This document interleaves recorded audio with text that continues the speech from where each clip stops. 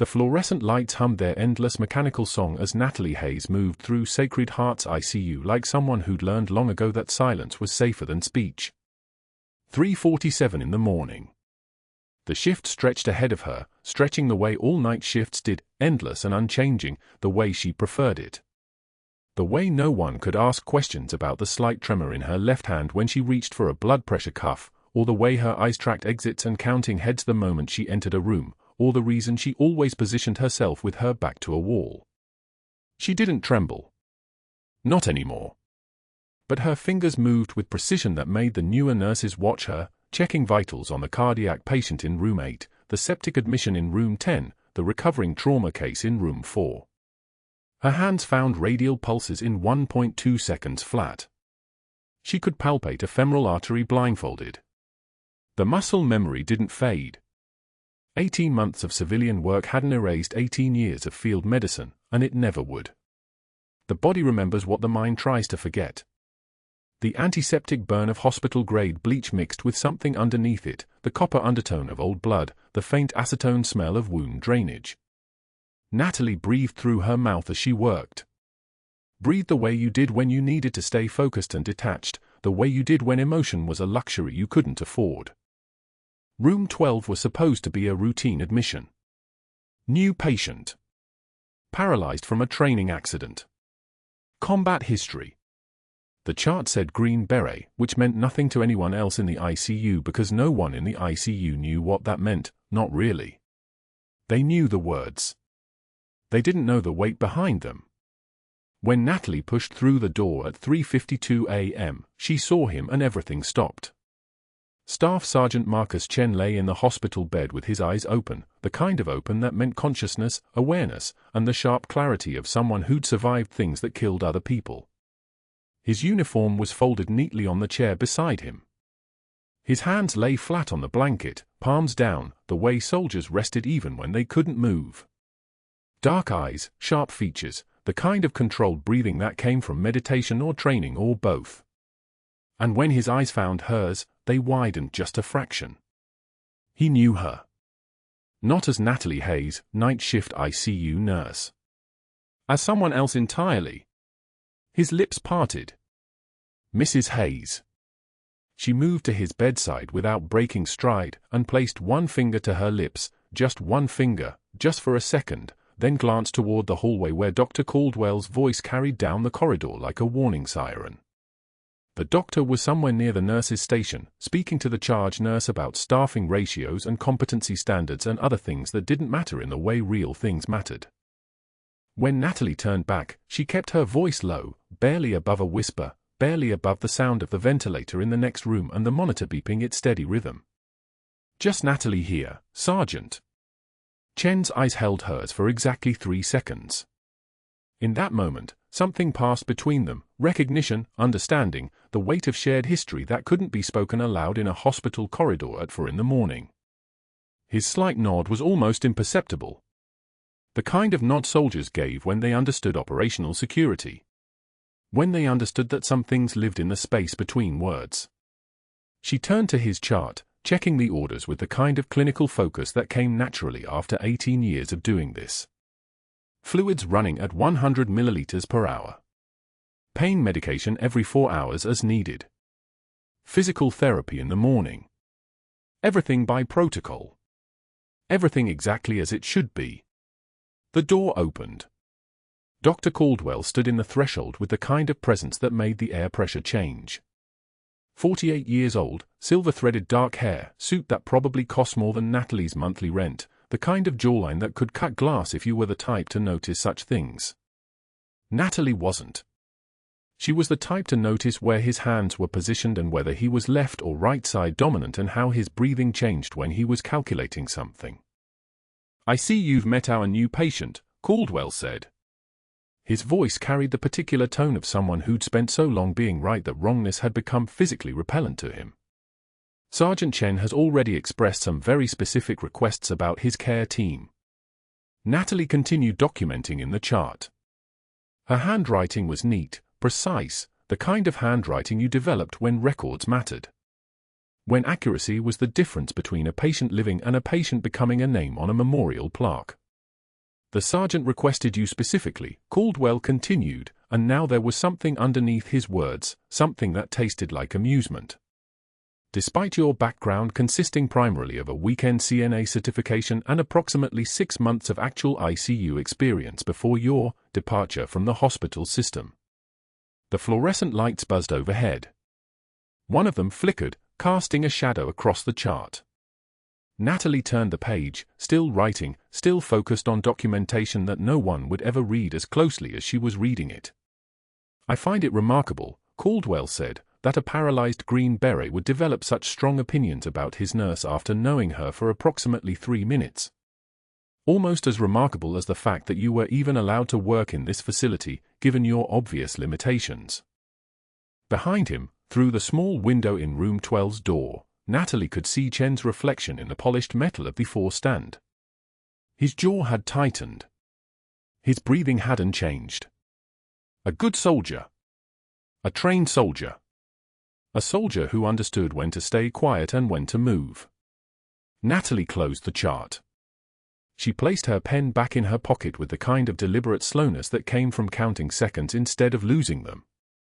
Then she looked at Caldwell directly for the first time since he'd entered the room. She didn't speak. She simply looked. The silence lasted exactly 4 seconds. Long enough for Caldwell to understand that something had shifted. Long enough for him to feel the weight of a look that belonged to someone who'd seen worse than him, stood across from worse than him, and walked away from worse than him because walking away was the only option left. The kind of look that came from hands that had held lives together while mortar rounds shook the walls. From someone who'd performed a field thoracotomy with a combat knife in a place called Bagram where the rules were different and the stakes were absolute. But he didn't know any of that. He only knew that he didn't like how she was looking at him. "You're here to follow protocols," Caldwell said, his voice dropping into something colder. "Not to develop relationships with patients. Not to think you understand their needs better than the medical professionals who've spent their entire careers studying medicine. You're a nurse, Ms. Hayes. Act like one." Natalie turned back to the 4-line, checking the catheter site with the kind of focus that erased everything else. The tape was secure. The flow rate was perfect. The dressing was clean. Everything exactly as it should be. Caldwell left the room without another word. When the door closed behind him, Chen exhaled slowly. Not a sound of fear. Not a sound of anything broken. Just the sound of someone who'd been holding his breath and could finally let it go. Natalie moved to adjust his pillows with hands that were perfectly steady. She'd learned steadiness in places where the ground shook and the sky fell, and the only thing between you and chaos was muscle memory and training and the absolute refusal to let emotion become action. Her jacket lining, the one with the faded unit patch from her medical discharge 18 months ago, the one with the insignia she never discussed, the one she kept sewn close to her heart in a way that felt like prayer, pressed against her ribs as she worked. "Thank you," Chen said quietly. Natalie didn't answer. She just checked his catheter line, verified the orders, and confirmed his pain level with the kind of clinical efficiency that belonged to someone who knew exactly what questions mattered and which ones didn't. What Caldwell hadn't understood, what he could never understand from his position of institutional power and carefully cultivated authority, was that some people carried their strength in places no one could see. In scars. In the precise way their hands moved. In the kind of calm that came from having already survived the worst that the world could offer. In the space between words. Natalie moved to the next room at 4:15 a.m., her vital signs steady, her composure intact, her secret still locked behind the professional distance that had protected her through 18 months of being small. Being quiet. Being just a nurse. But that wasn't going to last much longer. Not now that Marcus Chen was here. Not now that someone from the before time had arrived in her carefully constructed civilian life. The next words that someone spoke would change everything, and what happened in the hours after those words came out would end careers in ways that Dr. Caldwell couldn't even begin to imagine. The morphine drip hung like an accusation. Dr. Caldwell stood beside Staff Sergeant Marcus Chen's bed at 6:06 a.m., 2 hospital board members flanking him like bishops at a coronation, their navy blazers immaculate against the fluorescent white of the ICU. Natalie watched from the doorway, pain medication cart angled beside her hip, the vial of Dilaudid cool against her palm through the plastic syringe cap. "We're reducing the morphine dosage by half," Caldwell announced, not to Chen but to the board members, as though the paralyzed veteran was furniture. "The sergeant needs to maintain alertness for cognitive assessments. I need his mental acuity pristine." Chen's jaw tightened. His eyes, grey as winter ocean, flicked toward the ceiling. Natalie moved forward. Her shoes made no sound on the tile. "Doctor, given his injury mechanism and current pain scale of 8, reducing opioids could compromise. This is exactly why we need nurses who understand the caliber of patient Sacred Heart serves." Caldwell's voice carried the weight of a gavel. He didn't look at her. Not someone who thinks a weekend CNA course qualifies her to care for a war hero. The board member on the left, a woman with sculpted silver hair, shifted her weight. Uncomfortable. Good. That meant she heard the cruelty. Natalie took one measured breath. Counted it, for seconds in, held for 4, released for 6. She'd done this in the back of a Chinook while rounds hit the fuselage. She'd done this in a field hospital in Loga province while her hand stitched a femoral artery back together and her heart tried to stop her ribs from breaking. She could do this in a climate-controlled hospital hallway.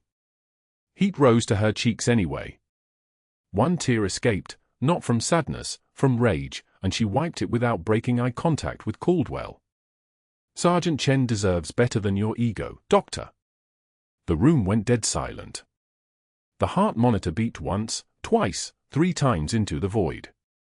Caldwell's jaw tightened until the angle of his face looked carved from granite. "Outside. Now." His voice had dropped to a register that made the air pressure change. She followed him into the corridor. The early morning ICU was still mostly quiet, only the whisper of ventilators and the distant beep of monitors in other rooms. Caldwell leaned close enough that she could smell the expensive cologne he wore like armor.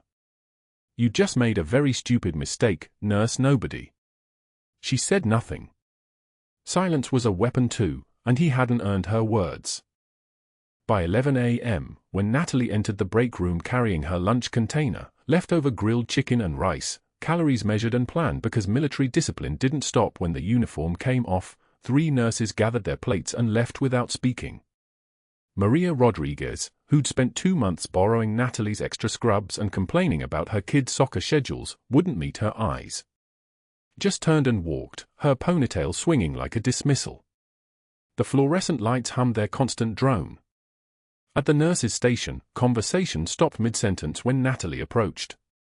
Not dramatically. More like someone had muted the television.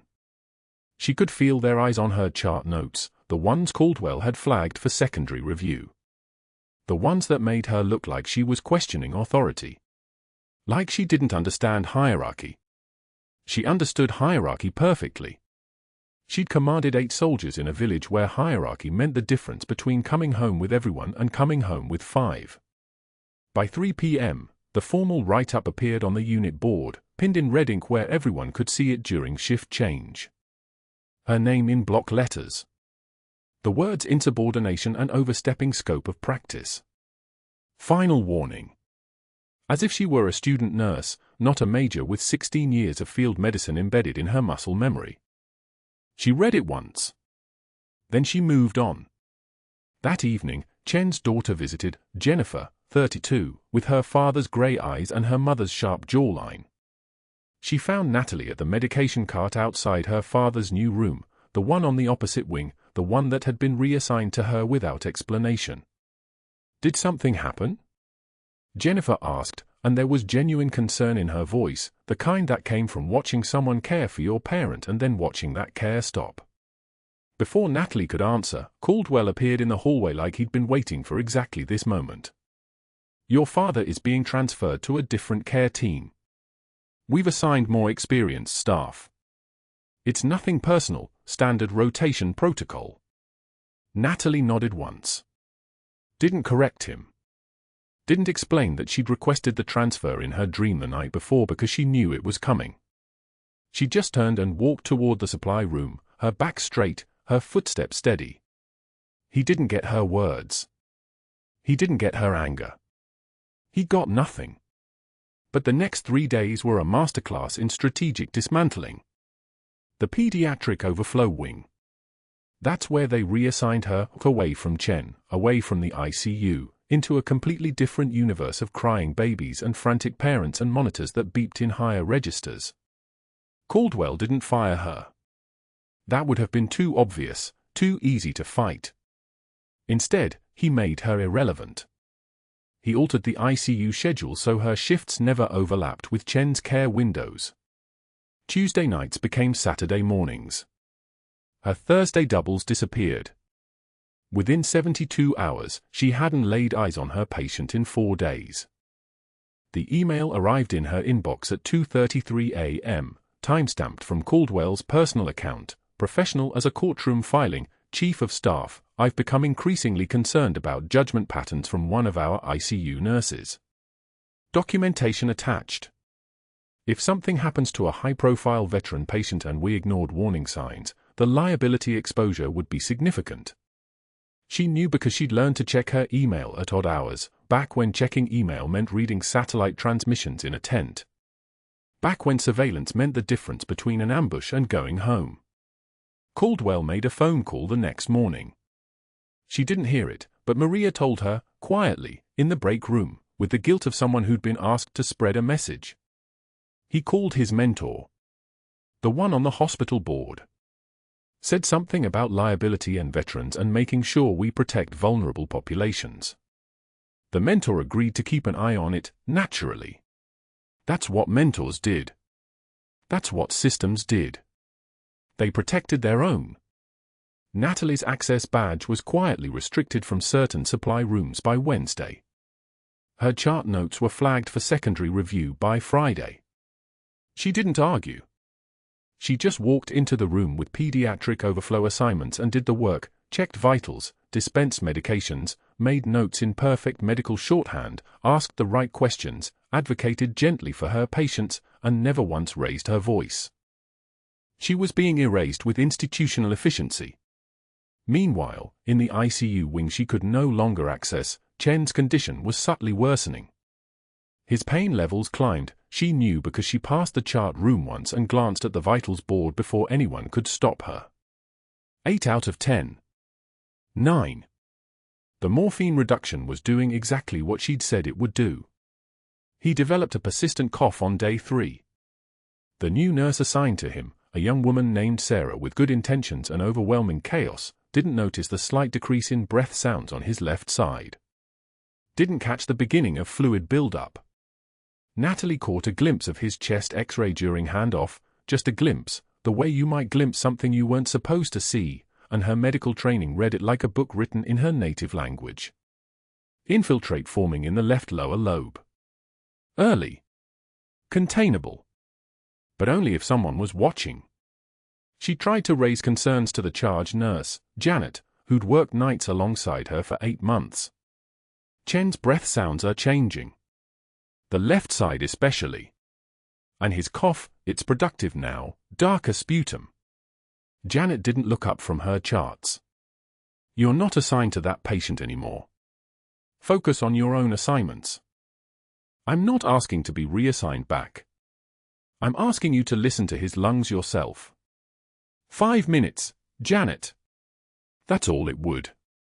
Not your patient. Janet's voice didn't rise, which made it worse. I have what I need from the attending physician. The attending physician was Caldwell. That night, Natalie sat in her small apartment on Beret Boulevard, the one with the kitchen that never got used and the living room that functioned as a desk, staring at the faded unit patch she kept in the bottom drawer of her nightstand. A patch from Bravo Company, 3rd Battalion, 5th Marines, a dark horse. Velcro backing worn smooth from 100 operations, from 100 removals and reattachments.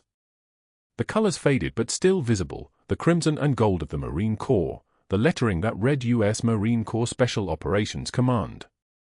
She should have thrown it away 18 months ago when the discharge came through. When the medical board determined her legs were unusable and her career was over and her service was not unvalued, exactly, but relocated. To civilian life. To invisibility. Instead, she'd sewn it into the lining of her jacket. David found her there at 9 p.m., still in his ROTC uniform from school, the dark blue trousers, the brass buttons polished to mirrors, the bearing of a 17-year-old who was already learning to carry weight. "Mom, you okay?" She closed the drawer quickly. Not quickly enough. She knew he'd seen it. "Fine, sweetheart. How was school?" He studied her face for a long moment, the way commanders studied maps, looking for details everyone else missed. She could see him deciding whether to push, whether to ask what that patch was and why she was holding it like it was the only solid thing in a sinking room. But he was still learning how to be a soldier, and soldiers understood that some conversations happened on their own timeline, not because you forced them. "Drill team placed first at regionals," he said instead. "Coach said my carry rifle is the best in the company." She managed a real smile. "That's your father's genetics." "Or yours," David said quietly. Then he left her alone with the drawer and the patch and the sound of traffic on Beret, the distant helicopter from Memorial Park, the city breathing around her like a living thing that had no idea what she used to be. The next morning, Caldwell placed a call to the Texas Board of Nursing from his office at 8:15 a.m. She didn't know it until the letter arrived 48 hours later, official letterhead, formal language, words like pattern of behavior and scope of practice and concerning judgment incidents. But that wasn't the worst part. The worst part was that she could see exactly how he'd constructed it, a careful architecture of half-truths and omissions, every incident true in isolation, meaningless when separated from context. That was how you dismantled someone without ever having to raise your voice. The write-up was pinned to the unit board in red ink before the morning shift arrived. Natalie saw it first, the edges of the paper already curled from someone's fingers, the typed words precise and institutional, insubordination. Overstepping scope of practice. Final warning. Her name centered on the page like a target. 3 other nurses clustered nearby, reading without touching it, their shoulders angled away from her as she passed. Nobody made eye contact. The fluorescent lights hummed their usual frequency, indifferent to the small destruction happening beneath them. Dr. Caldwell had signed it at 11:11 p.m. the night before. She knew the time because the timestamp was printed in the corner, digital proof of his efficiency, his documentation, his careful architecture of erasure. By 7 a.m., the reassignment order came through the system, effective immediately: Hayes, Natalie to pediatric overflow wing. ICU staffing adjusted accordingly. It wasn't a request. It was a command dressed as scheduling. She read it 3 times, standing in the break room with her badge still in her hand, the plastic cool against her palm. Pediatric overflow sat on the opposite end of the hospital. It would take 12 minutes to walk there from the ICU. 12 minutes of corridor, of distance, of systematic separation. Room 12 was 4 doors down from the ICU nurse station. She would never pass it again. That was the point. That was what institutional power looked like when wielded by someone patient enough to use policy instead of a scalpel. The next week, Caldwell moved her shift times. Night became day shift. Day became swing. Her schedule became a puzzle with no solution. She'd work 7 a.m. to 3 p.m. one week, then 3 p.m. to 11 p.m. the next, then back to nights, then afternoons again. The pattern had no logic except one: it guaranteed she would never overlap with Chen's primary care window. 8 a.m. to 4 p.m. Caldwell's window. The hours when the senior attending made rounds, when decisions were documented, when power consolidated itself through presence and authority. 3 shifts in the pediatric wing, and Natalie understood. This wasn't punishment meant to break her. This was punishment meant to erase her, to make her invisible, interchangeable, forgettable. She held the hand of a 7-year-old with RSV, changed dressings on a 10-year-old surgical site, stayed late to comfort a teenager in ICU admission who was terrified of the ventilator. The work was important. The work was nothing compared to what Caldwell had taken. The phone messages started coming in by week 2. Her mother: "Honey, what happened? Your father's worried." Her sister: "Call me." I'm scared. A text from David's guidance counselor. We're concerned about David's recent absences. Can we schedule a meeting? The messages accumulated like snow, each one a small weight she couldn't bear to acknowledge. She kept her phone in her locker during shifts. Easier that way. Easier to pretend they weren't there. By day 15, something shifted in the building. Caldwell moved through the ICU with the ease of a man who'd won. He'd successfully isolated her, documented her insubordination, framed her ambition as dangerous ego. He'd done it all within protocol, within policy, every move technically justified. She heard him in the hallway one afternoon, his voice carrying that particular note of satisfaction. These younger nurses think credentials mean they can practice medicine. We have to protect our patients from that kind of overreach. The senior resident laughed. Someone else nodded. Natalie refilled the suction canister in the pediatric bay and didn't let her hands shake. Composure was what remained when everything else was taken. Composure was the only weapon left. The formal complaints had been filed, too. She discovered that in the third week when the chief nursing officer pulled her into a small office with grey walls and no windows. Ms. Hayes, we've received multiple reports of concerning behavior. Insubordination toward Dr. Caldwell. Unauthorized patient assessment. Questions about your clinical judgment. The woman reading from the file wasn't cruel. That almost made it worse. She was professional, detached, following a script that had nothing to do with the truth. You're aware this is your final warning before termination proceedings begin. I'm aware, Natalie said. 8 words. Neutral. Steady. The chief nursing officer looked up, studying her face as if searching for something, emotion, anger, a crack in the facade. You're not going to defend yourself. Would it matter? Natalie's voice came out quiet, not from fear but from conservation. She had no energy for performance. The woman in grey shifted uncomfortably, then closed the file. Dr. Caldwell has suggested we schedule additional competency evaluations. We'll need to proceed with testing before any decision about your future here is made. Future. As if she had one at Sacred Heart. As if Caldwell hadn't already decided. By the afternoon of day 22, Natalie sat in her car in the hospital parking garage's lowest level. Level B3. Concrete walls, harsh lead strips, the smell of exhaust and motor oil mixing with the antiseptic residue that clung to her scrubs even after she changed. Her hands were still on the steering wheel. She couldn't remember turning off the engine. The silence in the car felt like it had weight. Her phone sat on the passenger seat, dark screen reflecting the overhead lights. 47 messages. 13 voicemails. 2 missed calls from HR. 1 from her mother, calling 3 times in a row. 1 from David, sent at 6:43 p.m, Mom, where are you? That one she'd seen. That one had made her stomach tighten like a fist. The parking garage fluorescent lights buzzed with that particular hum that made the back of her teeth ache. Somewhere above her, on the 3rd floor, Dr. Caldwell was probably making evening rounds.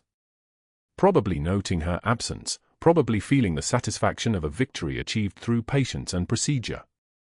He'd won the way powerful people always won, by making the system work for him, by ensuring that every institutional structure reinforced his authority. She pressed her forehead against the steering wheel and let the silence settle around her like a weight she couldn't lift. Rain had started outside, the sound of it echoing through the concrete structure, but it felt distant. Everything felt distant except the exhaustion that had become as much a part of her as her own heartbeat. 17 years. 17 years of holding people together in places where everything was falling apart.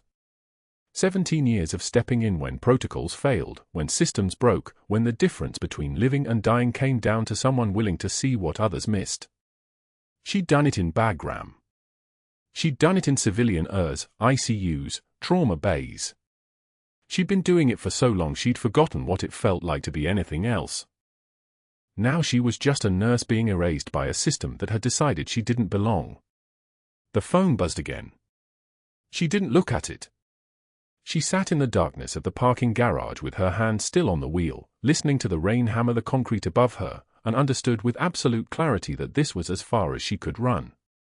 The shift change notice appeared on her phone at 2:24 p.m., a text from staffing, not a call, not even a conversation. Sarah in ICU had called in sick. Natalie was covering. Her hands went still on the steering wheel of her car, already parked at home, keys in the ignition. She sat there for 17 seconds. Then she started the engine. The parking garage at Sacred Heart smelled like rain and diesel exhaust. Her badge still worked, nobody had deactivated it yet, which meant Caldwell was still savoring the process of erasure, stretching it out like an interrogation. She clipped it to her scrubs anyway.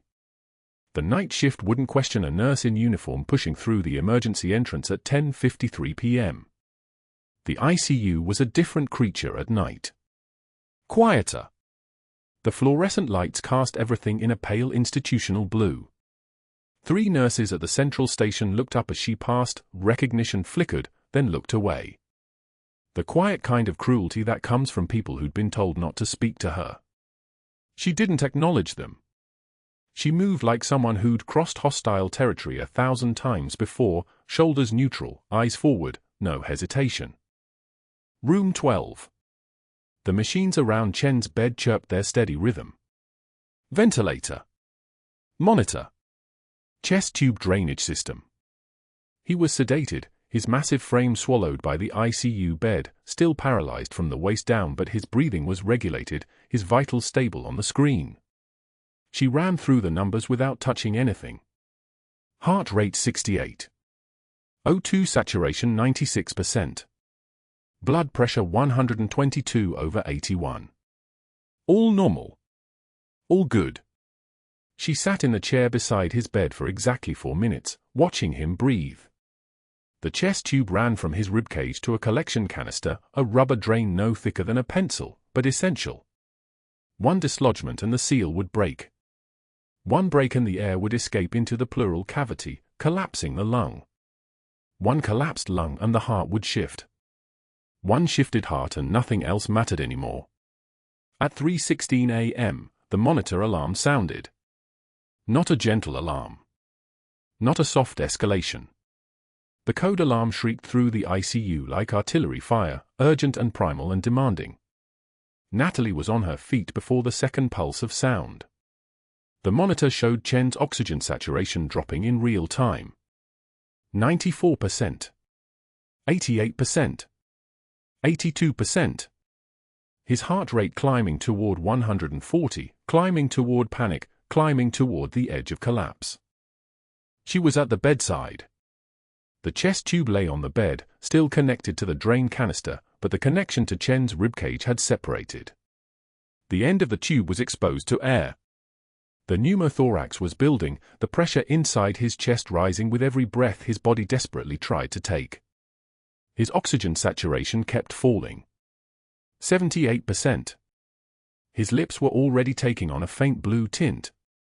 The crash cart sat 3 feet away. Natalie moved toward it like her body remembered something her civilian mind had never forgotten. Her hands knew what to do. 15 years as a combat medic, no hospital could train that out of her. Field medicine doesn't wait for authorization. Field medicine saves lives or it doesn't, and the difference between the two is speed. She grabbed the needle decompression kit. The 14-gauge angiocath needle gleamed under the ICU lights. She didn't think about protocol. She didn't think about scope of practice or liability or the fact that Caldwell would hear about this. She thought about a green beret lying on a hospital bed whose oxygen was running out, and her hands moved like she'd done this 1,000 times in the red dust outside Bagram when the mortars came and the medics were the only thing standing between life and a body bag. Second intercostal space. Midclavicular line. Anatomical landmarks burned into muscle memory from a decade and a half of keeping soldiers alive. She palmed his ribcage, found the space between ribs, felt the exact location where air pressure would matter more than anything else. The needle slid in. The rush of air escaped with an audible hiss, the sound of pressure equalizing, of a pneumothorax decompressing, of a collapsed lung re-expanding with each breath. Chen's oxygen saturation climbed immediately. 80%. 85%. 89%. His heart rate began to slow. 138, 128. 115, his color shifted from the pale blue of hypoxia back toward something living.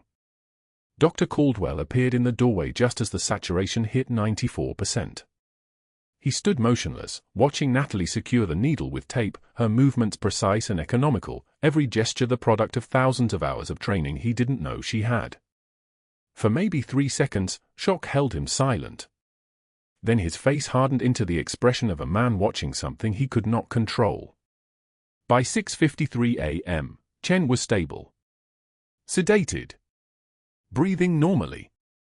The code had been resolved in 4 minutes and 17 seconds. The rest of the ICU code team arrived at minute 5 to find the crisis already managed, the patient already stabilized, everything already done. They looked at Natalie. They looked at the needle still taped to Chen's chest. They looked at the monitor showing normal vitals, normal oxygenation, normal heartbeat. Nobody said anything. Caldwell left the ICU at 6:23 a.m. without speaking to her. Natalie knew what came next. She'd seen the pattern before, just not directed at her. Strategic. Methodical. The kind of response that came from a man whose power depended on people following his rules. She'd just broken the most fundamental rule of the hospital hierarchy: a night shift nurse does not perform procedures that belong to attending physicians. The first call came at 6:36 a.m. She heard Caldwell's voice carrying down the corridor to his office, closed door but volume enough to carry. This creates massive liability exposure. A nurse performing needle decompression without physician order. If something goes wrong, the hospital is vulnerable. The second call came at 7:12 a.m. I'm recommending immediate termination. Not suspension. Termination. She's beyond retraining. She represents an ongoing risk. The third call came at 7:58 a.m. His tone had shifted by then, more respectful, speaking to someone higher in the food chain. The situation we discussed during our last call has escalated beyond what I reported. The nurse in question has now taken autonomous action involving an invasive procedure. I believe we need to present a unified front to the board. The fourth call came at 8:33 a.m. to the Texas Board of Nursing. I'm filing an emergency complaint.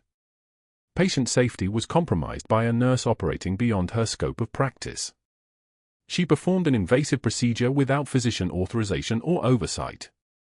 The calls were all lies. Technically accurate lies, but lies nonetheless. Chen's saturation had recovered because of the needle decompression. His life had been saved by someone whose hands remembered a decade and a half of combat medicine. But the truth didn't matter. What mattered was that Caldwell had positioned himself as the protector of professional standards, and Natalie as the dangerous rogue. At 10:07 a.m., a security officer came to find her in the break room. He didn't make eye contact. I need to escort you to your locker. It took 7 minutes to empty 30 months of her life into a cardboard box. Scrubs with stains from patients whose names she'd learned and then forgotten. Protein bars from early shifts. The photo of David in his ROTC uniform, grinning like he was already invincible. Her jacket with the faded unit patch still sewn into the lining, the one piece of her that she'd managed to keep hidden, the last thread connecting her to who she'd been before her knee exploded in a field hospital outside Kandahar. The security officer carried the box. She carried herself. The walk through the lobby lasted forever. Former colleagues who'd eaten lunch with her, who'd asked for advice about medication interactions, who'd thanked her after difficult shifts, they looked away. Not out of cruelty. Out of survival. Speaking to her meant aligning against Caldwell, and Caldwell had power. Natalie had a cardboard box. Her car was parked in the lowest level of the garage, the darkness broken by fluorescent panels that buzzed like something dying slowly. She set the box on the passenger seat. She didn't turn on the engine. She just sat there with her forehead against the steering wheel, her hands gripping the leather like it was the only solid thing remaining, and understood that this was the bottom. Not metaphorically. Actually. The lowest level. The darkest place. The moment when everything she'd rebuilt after her medical discharge 18 months ago had been systematically dismantled by a man who couldn't tolerate the idea of someone questioning his authority. The phone in her pocket started buzzing. Messages from numbers she recognized, nurses, staff, people saying they'd seen her badge being deactivated. More messages from people asking if she was okay. More messages from people who'd heard rumors. She didn't read them. She couldn't move. The only sound was the hum of fluorescent lights and the pounding of her own heartbeat, and she sat there in the darkness wondering if this was how the story ended, not with a bang or even a specific moment of failure, but with the slow erasure of someone who'd tried to do the right thing in a system designed to punish that. Then the lobby doors opened. David Hayes stood in the Sacred Heart lobby at 4:13 p.m. carrying a shadow box frame like it was made of glass and memory. 17 years old.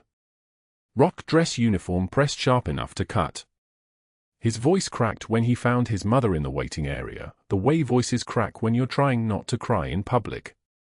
"Mom, they need to see these." The shadow box trembled in his hands, not from fear, from the weight of what it contained. The director of nursing took the frame. Her hands trembled. She read aloud, each word landing like a stone into still water, Bronze Star with Valor. Pause. The room held its breath. Purple Heart. Another pause, longer. Colleagues gathered. Combat Medical Badge. The director's voice dropped to almost a whisper. 3 separate combat commendations. But that's not, she turned the frame slightly.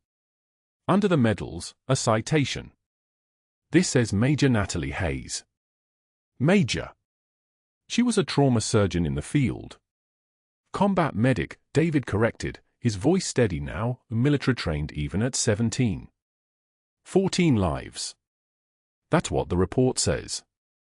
She saved 14 lives in Bagram during the hospital siege of 2011.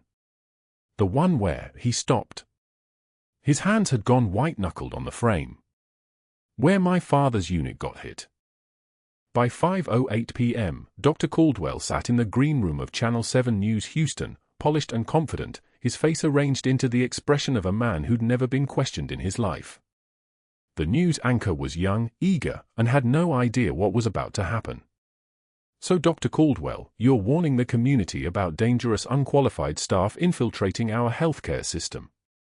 The camera loved his jawline, his silver hair, the authority he wore like a second skin. Exactly. We see it increasingly, people with minimal training but maximum confidence, creating liability situations that endanger our patients. Sacred Heart serves Houston's most vulnerable populations. They deserve certified professionals, not. The phone line lit up. The producer waved at the anchor. "We have a caller." "Go ahead, you're on the air." "This is Lieutenant General Robert Vance, United States Army, CENTCOM retired." The voice came through the speakers like a tank engine idling in a garage, low, controlled, absolutely lethal. The room temperature seemed to drop. Caldwell's expression froze. "General, thank you for calling. What's your perspective on?" "I'm watching your broadcast, Dr. Caldwell. I've been listening to your description of dangerous, unqualified staff." A pause. Deliberate. Surgical. "The nurse you're describing is Major Natalie Hayes. One of the most decorated combat medics deployed in the last 20 years. I watched her work. I trained alongside people she trained. She is, in fact, extraordinarily qualified." Caldwell's hands gripped the armrests. "General, I appreciate military service, but hospital protocol." "You're not listening." Vance's voice didn't rise. It didn't need to. "I'm not finished. Since we're discussing qualifications on live television in front of 2 million viewers, let's discuss yours. Dr. Caldwell, in 2019, you published research on cardiac outcomes in the American Journal of Surgery. That research is currently under investigation for falsified data. Multiple data points don't match your source documentation."